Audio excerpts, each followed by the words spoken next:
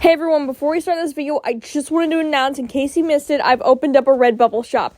And I just launched a new design a few days ago, so if you hate Kirk just as much as I do, you can show off your pride with this brand new design, as well as many other designs in my shop. So if you want to support the channel, go to redbubble.com/maskymasker04. Anyways, on with the video. You know, I think we all have that one character from any piece of media that we like, that we just feel was not utilized to their full potential. A character that everyone loves, yet has only mere minutes of screen time. A character so widely beloved, but for some reason the source material almost completely ignores. I'm sure there's so many characters that are coming to mind right now as soon as I said that, but no one knows this pain more than a fan of Robert Chop Top Sawyer. This is a character that is universally beloved by pretty much everyone who has ever seen TCM2. In fact, even the people who don't like it have got to admit, hey, he was the one good part of it. But yet the only official piece of media he's ever been in is this movie. Well, that's not entirely true. There have been some attempts to try and bring the character back, but none of them have been official. There's, of course, All-American Massacre, a solo movie just dedicated to him, but that's been stuck in production hell for over 20 years now, and more than likely we'll probably never see. He was also supposed to be in the TCM game, but Sony still refuses to let him free from their prisons. They had to make a new character to replace him, and then make dialogue implying he fucking died. And honestly, this is such a shame. I genuinely believe that Chop Top might be one of the best characters in the whole series, and I'm going to tell you why. Also, for simplicity's sake, for the rest of the video, I'm just going to start calling him Robert or Bobby. If you don't like that, please put all your complaints in the comments that I won't read. Before we get into the nitty-gritty of this, let's get a bit of background on Texas Chainsaw Massacre 2.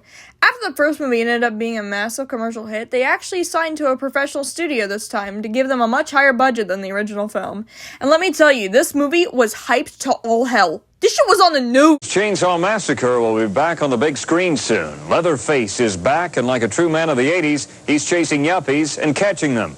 By the way, I wanted to take a quick second to show you this extremely awkward news interview with Dennis Hopper. Killed my entire family, made chili out of them in the last picture. So I've been tracking them for 14 years now.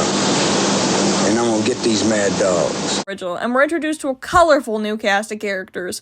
The film follows our protagonist, Renita Brooke, or as she's nicknamed, Stretch, who's a radio DJ alongside her coworker, LG McPeters.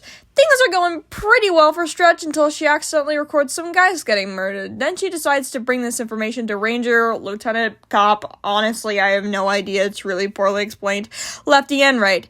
He tells her to play the recording on public radio, telling her that this will make people believe her story. But it turns out it was all actually a ruse to lure the Sawyers to her location. And this is where we meet the character we're talking about today, Chop Top Sawyer. So right off the bat in this introduction scene, we actually end up learning a lot about the character. The first immediate thing we know about Bobby is that he has this massive special interest in music. After all, it is his life.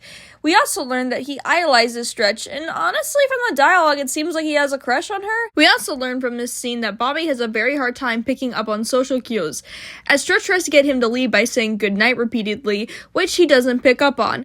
Anyways, after Bubba pops out for the door, he ends up accidentally bonking Bobby over the head with a chainsaw and cuts his wig in half in the process, revealing that not only he's bald, but has a metal plate in his head. Bobby understandably gets pretty mad at Bubba for this, but almost immediately gets over it. We also see here that Bobby has a habit of picking at the metal plate in his head and eating the loose skin, using a coat hanger. Anyways, LG ends up coming back with coffee, then notices Bobby, and understandably freaks out that this guy is in their building with absolutely no invitation whatsoever. He starts yelling at Bobby, which causes Bobby to get angry, and he proceeds to bash LG's skull in. Let's break down everything we know about Bobby so far. He has trouble picking up on social cues. He has a habit of repeating phrases or talking when no one's around. He has volume control problems. He picks at his skin. Pretty much every conversation he has always ends up revolving around his interests. It's very easy to rate Bobby as being autistic, which, considering how two of his brothers are canonically on the spectrum, makes sense. Anyways, another character trait we also immediately pick up on about Bobby is that he has an undying love for his family. During his interaction, we hear him mention that him and Bubba love to listen to the radio together. Even after getting mad at Bubba chainsawing him to the head, he almost immediately forgives him and gives him a high five, which is honestly adorable. Though he has a less good relationship with his other brother, Drayton. Before they're even on screen together, Drayton calls him a homophobic slur over the phone, which, like, goddamn, Drayton, that's just uncalled for. The other time they're shown together, Drayton is shown shouting and kicking at him, and Bobby even ends up doing a mocking impression of Drayton while he's still in the room. The disrespect! But their relationship isn't all bad. The same time they're having an argument, Bobby ends up immediately changing the topic and asking if they can go to the movies together. There's actually a deleted scene that I wanted to highlight because it actually gives us a bit more information on both Drayden and Bobby's relationship in this scene. We see them going on a midnight head, and during this scene, while they're bickering, Bobby asks Drayden to kiss his plate as an apology, which she ends up doing. Now, there's one character I haven't mentioned during this discussion, and that's Nubbins. An interesting fact about Nubbins and Bobby is that originally Bobby wasn't even supposed to ever exist. He was actually just going to be Nubbins after having survived getting run over by a truck and having a metal plate in his head. However, Edwin Neal did not want to reprise his role as Nubbins due to not wanting to work as Toby Hooper again. And after looking at the production of the first movie, I really don't blame him. So they ended up creating an entirely new character. However, him and Nubbins are still connected, as they are twins. Bobby and Nubbins are never once shown on screen together. However, we can get a lot of information on their relationship just from how he treats Nubbins' corpse. Notice Bobby is the only sibling that puppets Nubbins' corpse, which probably shows that he would have known Nubbins enough to know exactly what he would say in a situation. Bobby puppeting his corpse also shows us that he is in such denial of his brother's death that he literally carries around his dead body and talks for him. In the deleted scene I mentioned earlier, Drayden never even acknowledges that Nubbins is just a corpse being puppeted by Bobby, and only refers to Nubbins directly. We also see how even though Bobby swears like a sailor, whenever he imitates Nubbins, he purposely censors himself, which is interesting, since Nubbins is a character that pretty much is never once shown swearing, not even the game. Given how the Sawyers are completely isolated, were homeschooled, and have no friends outside their family, realistically, Nubbins probably would have been Bobby's best friend, and he wasn't even there for his death. Just picture that for a second. You're drafted out to a war, sent away from your family, then as soon as you get back home, you find out that your twin is dead, and never even got to properly say goodbye. This would be traumatic for literally anyone, but it's so traumatic for Bobby, he can't even acknowledge that he's dead. He refuses to make it real. One thing we do know for an absolute fact about Bobby is that he has PTSD, and honestly, I really love how they chose to depict it in this. A major trait of PTSD is anger. You're so scared that whatever happened to you is gonna happen again that you're constantly preparing yourself to receive the same trauma. And we see that with Bobby's constant anger outbursts. He was having fun in the radio station, just goofing around and rummaging through the CDs, but as soon as LG yells at him, he immediately bashes his skull in.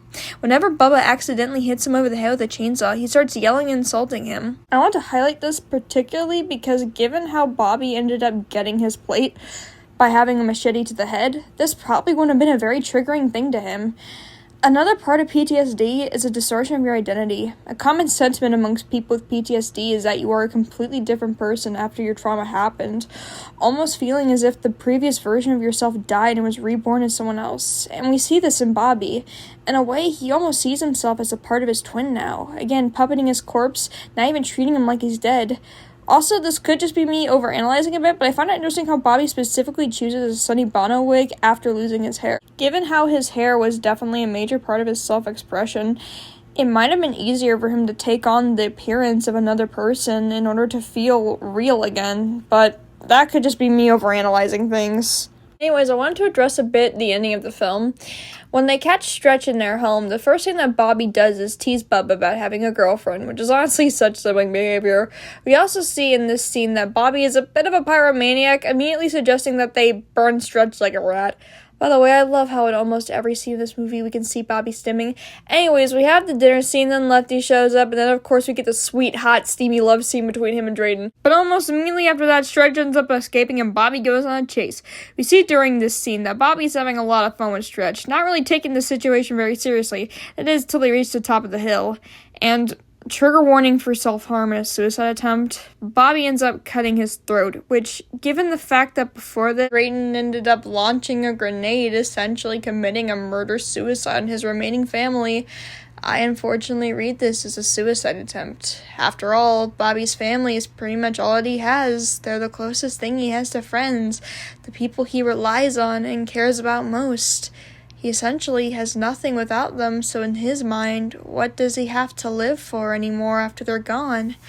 I think this really does say a lot about Bobby and his relationship with his family. He genuinely cannot see a universe or future without them. He already lost his closest family member. What reason would he have to live if he lost everyone else? But before anything else, Dredge ends up killing Grandma. I say that in air quotes because, man, there's no way she was still alive. He then immediately goes into a rage and starts slashing haphazardly at Stretch again, showing his anger problems once more. But then he ends up getting chainsawed to his stomach and either dies or survives, depending on whether or not you consider All American Massacre canon. You know, one of the main reasons I made this video is because I'm really upset that almost every discussion about this character, people just treat him as a comic relief. People are always like, yeah, Chop Top, the funny guy, he's the funny man, he was so funny in that movie.